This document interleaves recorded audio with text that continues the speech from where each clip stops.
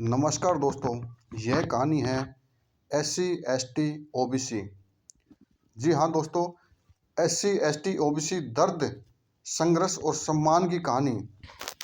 इस देश की मिट्टी में सिर्फ इमारतें नहीं खड़ी, बल्कि उन लाखों लोगों का पसीना, आंसू, खून भी मिला है, जिन्हें सदियों से SC ST OBC कहकर पीछे धकेला गया। यह एक सिर्फ 3 अक्षर नहीं है, ये पहचान नहीं है, यह एक लंबा संघर्ष है। इतिहास नहीं, जिंदा दर्द है, और कमजोरी नहीं, अदम्य ताकत है। पीढ़ियों पहले उनके पूर्वजों मंदिरों के बाहर खड़ा किया गया, रास्ते बदलकर चलने पर मजबूर किया गया और अछूत कहकर अपमानित किया गया। वे खेतों में दिन रात मेहनत करते रहे, मजदूरी करते रहे, खदानों में जान जोखिम डालकर अपना काम करते रहे, जंगलों की रक्षा करते रहे, पर बदले में बराबरी नहीं मिली। सिर्फ सिर्फ ताने मिले, सिर्फ तिरस्कार मिला।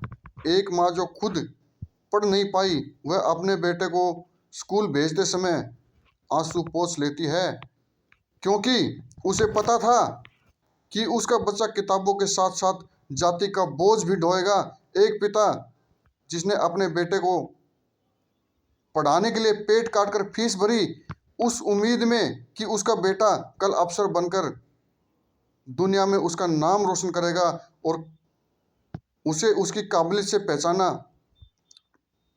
पहचाने, न कि उसकी जाति से। दोस्तों, एक बाप की उम्मीद क्या बोलती है कि उसे उसकी काबिलियत से पहचाने, न कि उसकी जाति से। आज जब कोई SC ST का बच्चा मंच पर बोलता है, तो वह अकेला नहीं होता, उसके साथ उसके पीढ़ी दर पीढ़ी दादा दादी, माँ बाप और उसके त्याग और उसके पूरे समुदाय की उम्मीद खड़ी होती है। जब वह कलम उठाता है तो सिर्फ परीक्षा नहीं देता, बल्कि सदियों की बेड़ियां तोड़ता है। जब वह अपनी नौकरी पाता है तो यह कोई ऐसा नहीं, उसका हक है। आरक्षण कोई भीख नहीं है, यह न्याय की पहली सीढ़ी है। यह बदला नहीं, बराबरी की कोशिश है। यह किसी को नीचे गिराने के लिए नहीं, बल्कि उसे ऊपर उठाने के लिए जानबूझकर नीचे रखा गया। जैसे आप तस्वीरों के अंदर देख रहे हैं, जाति के नाम पर मारपीट होती है। आप देख सकते हैं तस्वीरों के अंदर, कहीं राजस्थान के अंदर पीटा गया, तो कहीं पानी पीने के ऊपर बच्चे को मारा गया।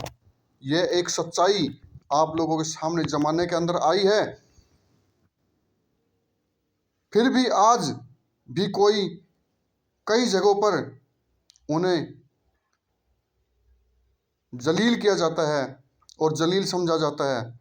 उनकी सफलता पर सवाल उठाए जाते हैं, उनकी मेहनत पर शक किया जाता है, लेकिन वे रुके नहीं, झुके नहीं, टूटे नहीं। वे पढ़ते रहे, लड़ते रहे और आगे बढ़ते रहे, क्योंकि उन्हें पता है सम्मान मांगने से नहीं, छीनने से मिलता है, और यह पढ़ाई के जरिए ही छीना जा सकता है। ये क्या जाने ऊपर तबके वाले लोग बेइज्जती क्या होती है। इन्हें तो सरेआम ताना कसना और लड़ाई झगड़े करने आते हैं।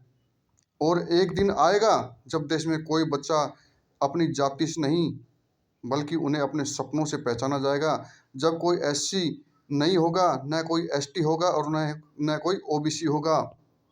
सिर्फ दोस्तों इंसान होंगे, बराबर के इंसान होंगे। अगर यही चलता रहा तो एक दिन जरूर आएगा। अगर चाहो तो मैं इसके संबंध में और भी कुछ बहुत बता सकता हूँ आपको। जैसे आप तस्वीरों के अंदर देख सकते हैं, यूनिवर्सिटी के अंदर SC ST के खिलाफ क्या क्या कहानियाँ गढ़ी जाती हैं, उन्हें जलील किया जाता है। राजस्थान के अंदर जाति के नाम पर पानी पीने के लिए उसे मारा जाता है। कहीं किसी स्कूल के अंदर उसको स्कूल से बाहर निकाला जाता है, कहीं उसे बेंच पर नहीं बैठने दिया जाता है।